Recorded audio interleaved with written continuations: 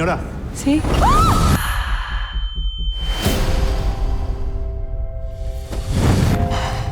¿Sabe usted quién soy, licenciada? Manitas del Monte.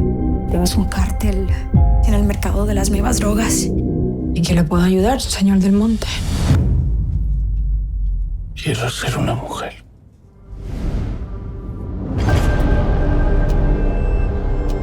Sé que tengo que dejar muchas cosas atrás. It's my only hope to live my own life.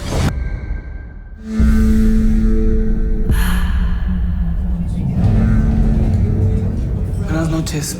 Nos conocemos. Es abogada. ¿Eres tú? Manitas. Manita, se nos fue. Yo soy Emilia Pérez. ¿Qué haces por acá? Te necesito. Traiga a mis hijos de regreso conmigo a México. No puedo vivir sin ellos. ¿Y tú conoces a esa Emilia Pérez? Eso sería muy peligroso para ti. Me arrepiento de muchas cosas. Quiero hacer el bien.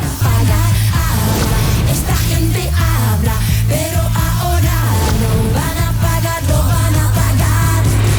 Por primera vez me amé a mí misma. ¿No piensas de vez en cuando en todo lo que hizo Manitas? Esta gente habla, pero ahora Ya no sé quién es Manitas.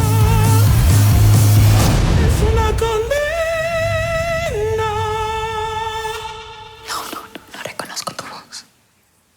¿Son amigos?